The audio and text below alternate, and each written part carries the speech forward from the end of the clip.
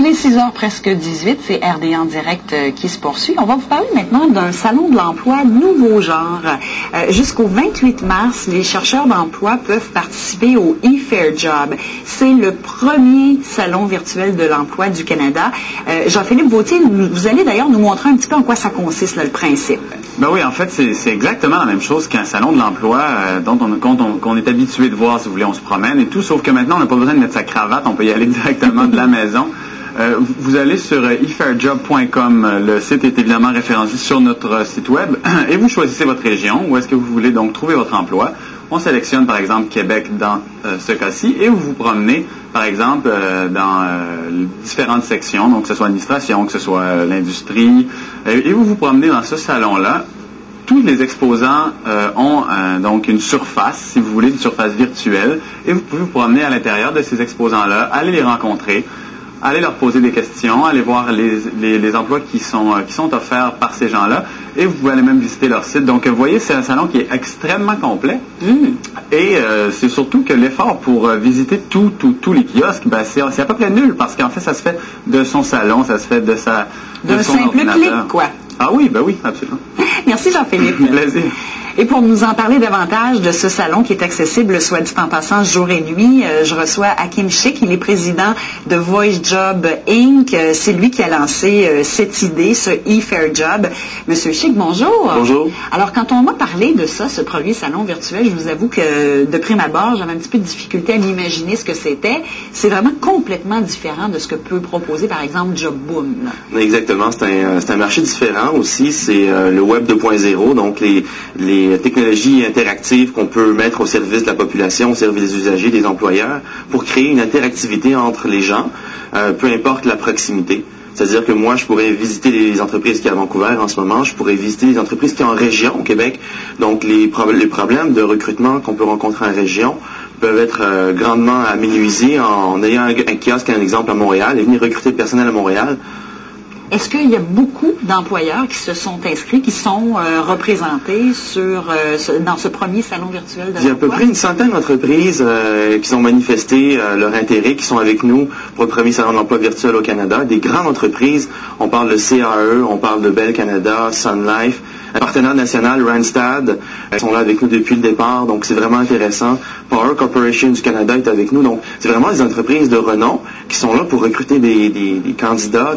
Il y a à peu près 2000 postes offerts en ce moment au niveau pan-canadien, donc c'est très intéressant, effectivement. Et on peut avoir des rencontres virtuelles, littéralement, avec certains employeurs. Alors, c'est ce qu'on voulait mettre de l'avant, et c'est ce qui est très intéressant, c'est qu'on peut avoir une entrevue vidéo à distance, parce qu'on a intégré le clavardage à distance, mais le clavardage vidéo aussi, donc ce qui apporte une proximité.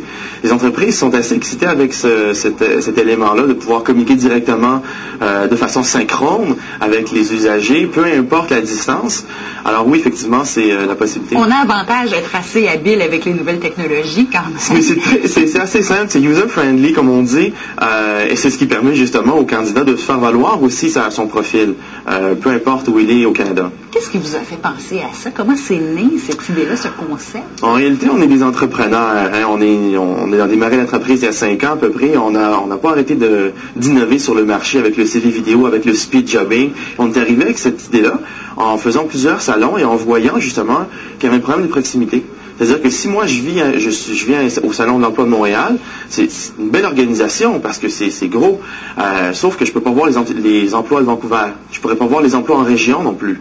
Alors ça ouvre littéralement sur le monde. Exactement. Donc nous, l'idée, c'était vraiment d'avoir une plus grande proximité avec les usagers, mais aussi d'y aller avec la confidentialité, parce que si moi je cherche un emploi, je travaille déjà, j'irai peut-être pas au salon de l'emploi parce que mon employeur pourrait me voir, tandis que sur Internet, je suis libre d'aller voir tout ce qui se passe, mais en même temps, de pouvoir communiquer, de pouvoir m'informer, de pouvoir envoyer des questions à l'employeur, de pouvoir me préparer, et ce, peu importe la distance où je suis par rapport à l'employeur. Est-ce qu'on y perd pas justement en contact humain? Parce qu'il y a toujours cette proximité, ce contact, cette poignée de main, hein, lorsqu'on est en présence d'un employeur, et là, c'est complètement virtuel. Je suis complètement d'accord avec vous, et je crois que le contact humain va toujours être important.